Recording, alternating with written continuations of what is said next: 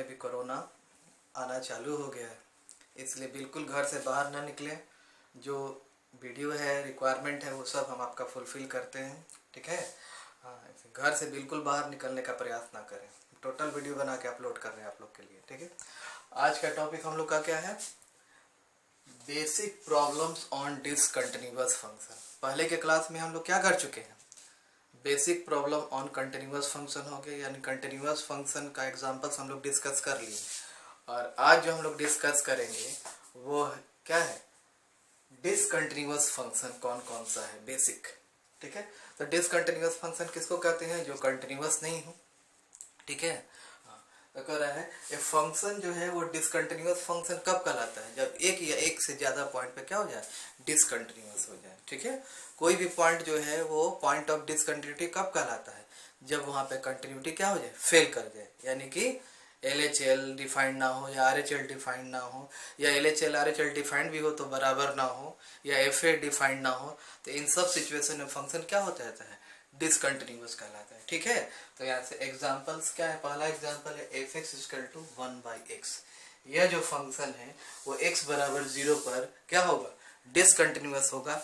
कैसे होगा अब चेक करते हैं हम लोग, आकर देखिए। तो जैसे ही हम लोग क्या करेंगे, जीरो करेंगे, f0 क्या हो जाएगा? 1/0 क्या हो जाएगा? पॉजिटिव बाई 0 तो क्या लिखेंगे? प्लस इन्फिनाइट होगा, ठीक है।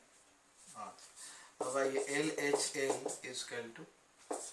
एक जगह यहाँ पे क्या है? 0 है, limit h tends to 0 fa minus h, limit h tends to 0 f क्या हो जाएगा? 0 माइनस h, यानी कि कितने के बराबर हो गया? Limit h tends to 0 f minus h। तो जहां जहां x है वहां वहां क्या लिखेंगे? माइनस h लिखेंगे, ठीक है ना। तो x की जगह, हाँ, तो यहाँ पे limit h tends to 0 1/x की जगह क्या लिखेंगे? माइनस h हो जाएगा। तो minus limit h tends to 0 1/h।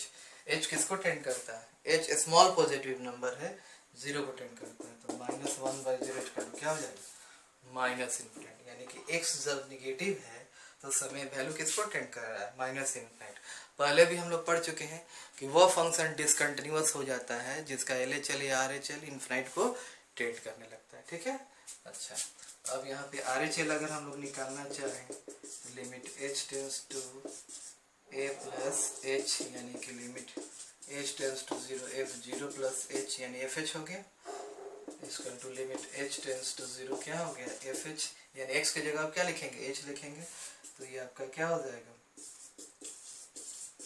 x की जगह 1/h, ये 1/0, पॉजिटिव बाई 0, तो ये क्या हो जाएगा? प्लस इन्फिनाइट हो जाएगा, ठीक है। तो LHL माइनस इन्फिनाइट, RHL क्या हो गया? माइनस इन्फिनाइट, ठीक है। तो लिमिट एग्जिस्ट नहीं कर रहा है यहाँ पर, ठीक है। तो since limit do not exist, therefore fx is क्या हो जाएगा? डिसकंटिन्यूअस एट क्या हो जाएगा? x बराबर 0, ठीक है ना। x बराबर 0 पे क्या हो जाएगा? डिसकंटिन्यूअस हो जाएगा, ठीक है। अगर इसका ग्राफ देखें हम लोग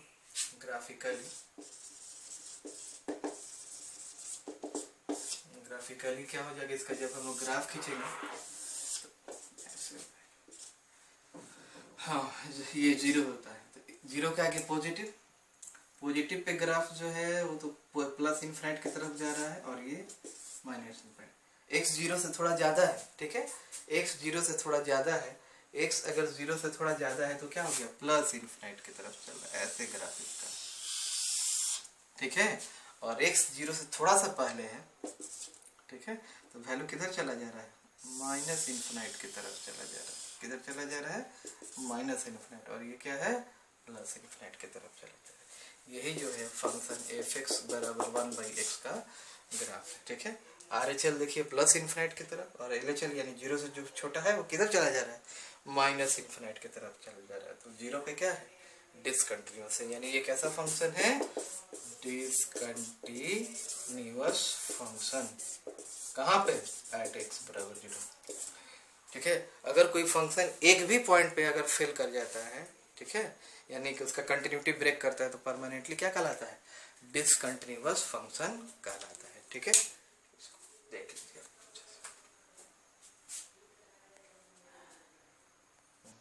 अब दूसरा जो क्वेश्चन हम लोग का है जो डिसकंटिन्यूअस फंक्शन है वो है F X equal to E to the power 1/x at x बराबर 0। ठीक है, इसका बड़ा वाला क्वेश्चन हम लोग पहले भी कर चुके हैं एग्जिस्टेंस ऑफ लिमिट में, पहला क्लास में। ठीक है, अच्छा तो ये डिसकंटिन्यूअस है। कैसे डिसकंटिन्यूअस है इसको हम लोग समझते हैं। तो पहले डायरेक्ट लिमिट निकालते हैं f0, तो यानी x का वैल्यू क्या रख देंगे 0, तो 1/0 क्या होता है इन्फिनाइट।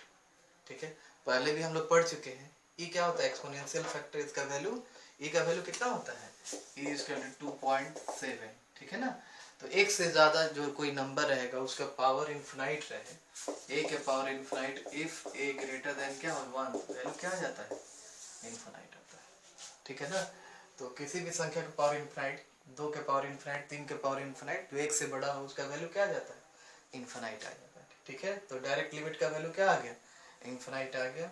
अब RHL में शॉर्ट बता देते हैं, a + h होता है यानी 0 पे चेक करना था 0 + h, फिर क्या आ गई 1/h, h किसको टेंड करता है 0 को, तो 1/0 क्या हो जाएगा इन्फिनाइट, e के पावर इन्फिनाइट फिर क्या हो जाएगा इन्फिनाइट हो जाएगा।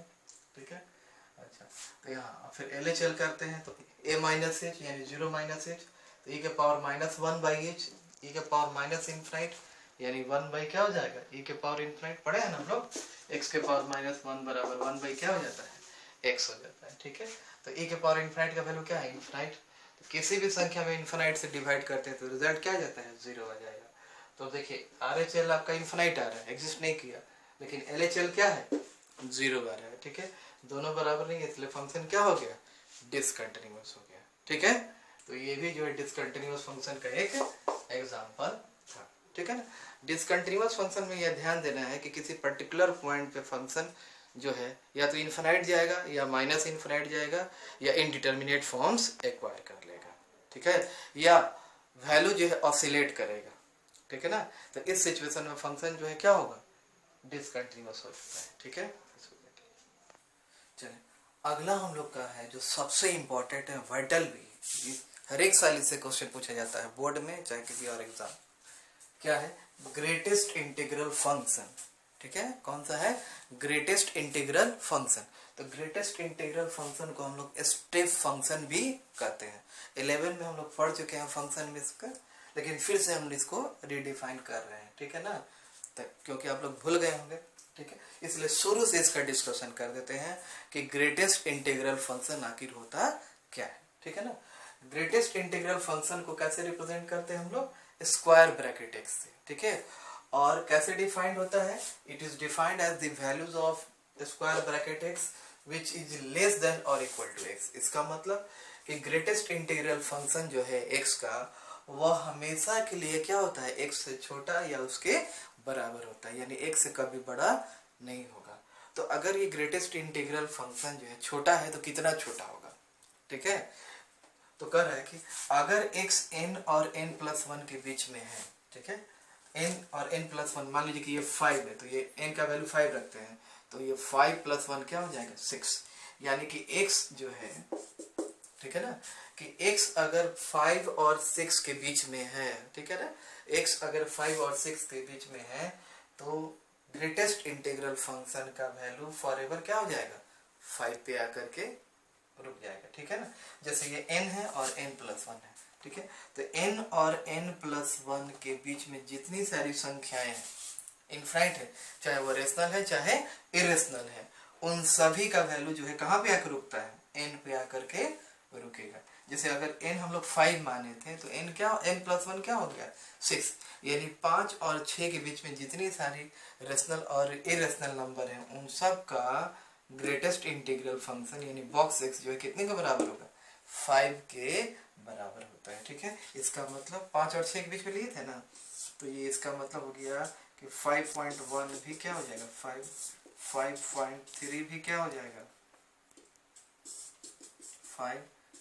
5.9 भी क्या होगा 6 नहीं लिख देना है 5 ही होगा, और 5.99999 भी रहे तो भी क्या होगा 5 ही होगा, यानी कि इसको हर एक कंडीशन में किधर आना है पीछे की ओर आना है, बैक करना है। तो कितना पीछे आएगा, कितना छोटा होगा, तो 1 यूनिट से ज्यादा ये ट्रैवल नहीं कर सकता है, ठीक है।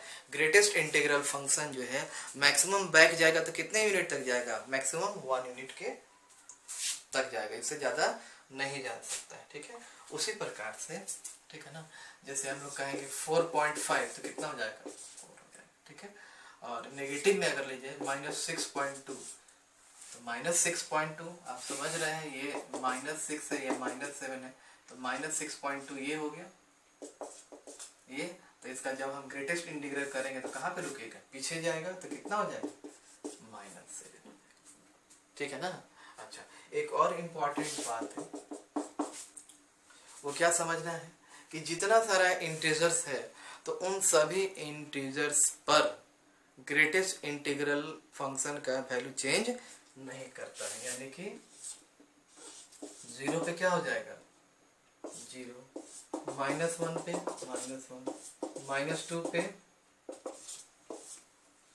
+1 पे वही का वही रह जाता है, ठीक है ना। अगर इंटीग्रल फंक्शन में हम लोग केवल अगर इंटीजर्स लें तो वैल्यू में कोई चेंजिंग नहीं आता है, ठीक है, ये ध्यान देने वाला है, ठीक है। लेकिन n और n+1 के बीच में रहेगा तो किधर मूव करेगा, पीछे 1 यूनिट पीछे, कहाँ पे रुक जाएगा, n पे रुक जाएगा, ठीक है।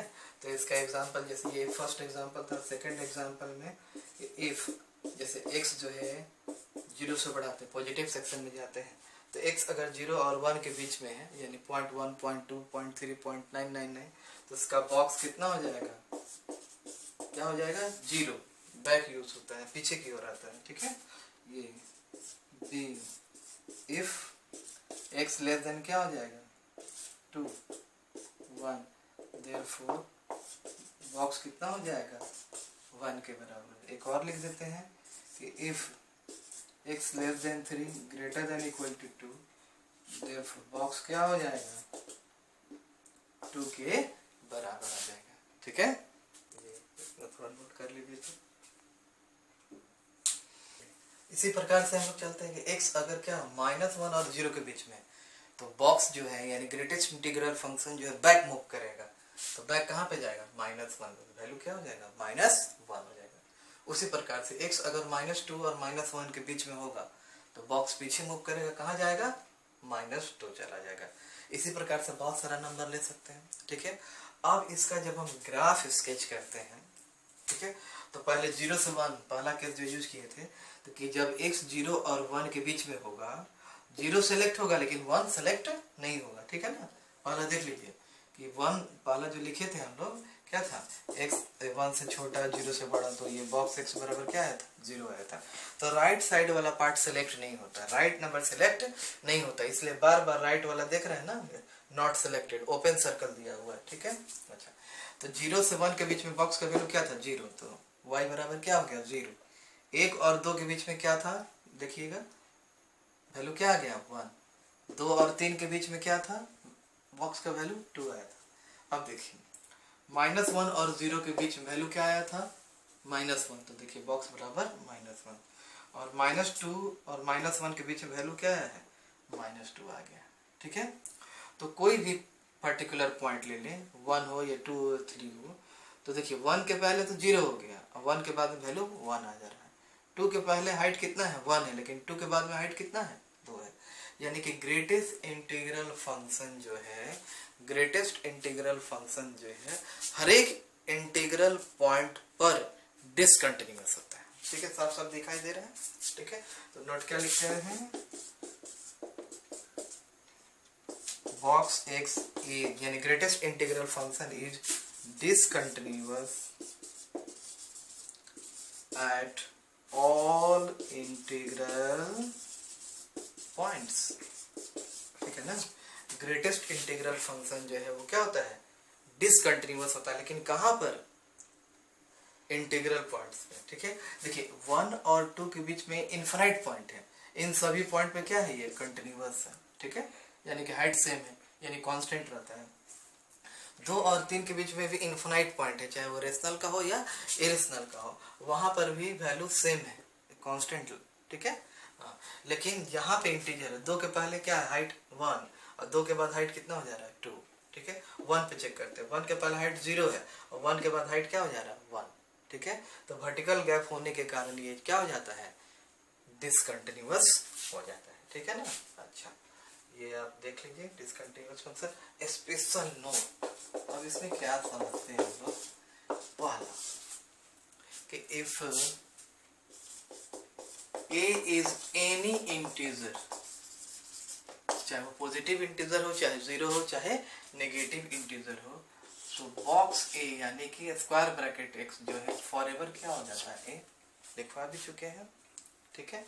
अच्छा, अब दूसरा देखिए, बहुत important, a minus H, a integer, ठीक है। तो अब जैसे मान लीजिए कि आप बताएंगे जैसे 1 माइनस एच 1 से छोटा था, है ना, तो 1 से छोटा का बॉक्स क्या हो जाता है 0। 2 माइनस एच, ठीक है, 2 से छोटा का बॉक्स क्या हो जाता है 1।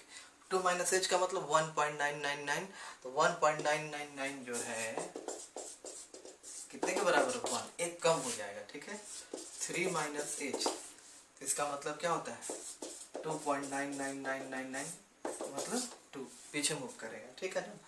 तो a माइनस एच, देखिए 1 माइनस एच है तो 0, 2 माइनस एच तो 1, 3 माइनस एच है तो 2, यानी 1 है तो 0, 2 है तो 1 और 3 है तो 2, यानी एक यूनिट पीछे चला जा रहा है। तो a माइनस एच का वैल्यू क्या होगा, एक कम, क्या आ जाएगा a माइनस 1 लिखेंगे, ठीक है ना, ये याद रखना होगा। तीसरा कि a प्लस एच जो है वो क्या होना चाहिए, तो अब यहाँ से देखिए, मान लीजिए 1 प्लस एच यानी 1 से थोड़ा ज्यादा, तो 1 से ज्यादा थोड़ा ज्यादा क्या होगा 1.0001, तो इसका वैल्यू क्या पीछे मूव करेगा तो 1। 2 प्लस एच का मतलब होता है एच क्या 0.000001, ये कितने के बराबर हो जाएगा 2। 3 प्लस एच जो है वो क्या हो जाएगा 3.000001, लास्ट में ये भी क्या हो जाएगा 3 से थोड़ा सा ज्यादा है तो बॉक्स तो पीछे की ओर मूव करता है, तो ये वैल्यू क्या हो जाएगा 3 हो जाएगा, ठीक है ना। अच्छा, इसलिए a plus H, a integer है तो हमेशा क्या आ जाएगा a, 1 plus H 1, 2 plus H 2, 3 plus H 3, तो a प्लस एच क्या हो जाएगा a हो जाएगा, जहाँ पे a क्या है इंटीजर है। तो ये 3 जो रहस्यमय बात है वो आपको फॉरएवर याद रखना होगा। कब, जब हम लोग बॉक्स का डिस्कशन करेंगे तब, यानी कि जब जब ग्रेटेस्ट इंटीग्रल फंक्शन आएगा तब तक ये 3 बात जो है आपको याद रखना पड़ेगा, तभी जाके क्वेश्चन बनेगा। सब जस्टिफाई कर दिया क्यों हुआ, कैसे हुआ, ठीक है ना, इसको आप देख लीजिए एक बार।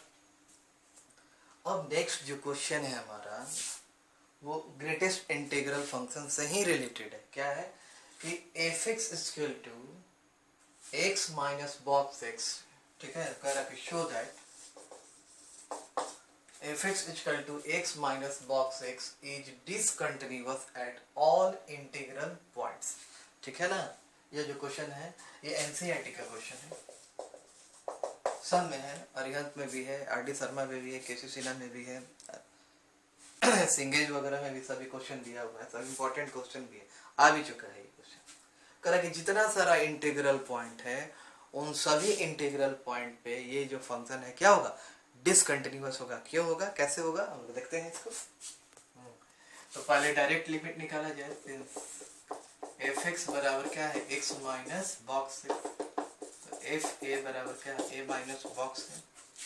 हम लोग क्या पढ़ चुके हैं कि बॉक्स a बराबर क्या होता है a, कब, जब a इंटीजर होगा तब, ठीक है। तो आप बताइए a माइनस a कट के क्या आ जाएगा 0, यानी डायरेक्ट लिमिट का वैल्यू क्या आ गया 0 आ गया। अब आते हैं LHL, ठीक है, तो limit h tends to 0, f क्या हो जाएगा a माइनस h, यानी जहाँ जहाँ x है वहाँ वहाँ क्या लिखेंगे a माइनस h लिखेंगे, यानी x की जगह a माइनस h लिखेंगे। ये limit h tends to 0, f नहीं, हाँ x की जगह a minus h minus, limit h tends to 0 a minus h, a minus h पहले वाले क्वेश्चन में भी हम लोग डिस्कस किए, a माइनस h का वैल्यू क्या आया था a माइनस 1 आया था, क्या आया था a माइनस 1 आया था, इसको देख लीजिए। अच्छा तो a किसको टेंड कर रहे हैं, h किसको टेंड कर रहे हैं, 0 को, तो ये प्लस 1, तो ये आपका a minus a plus 1, a cancel, तो क्या आ गया 1 आ गया।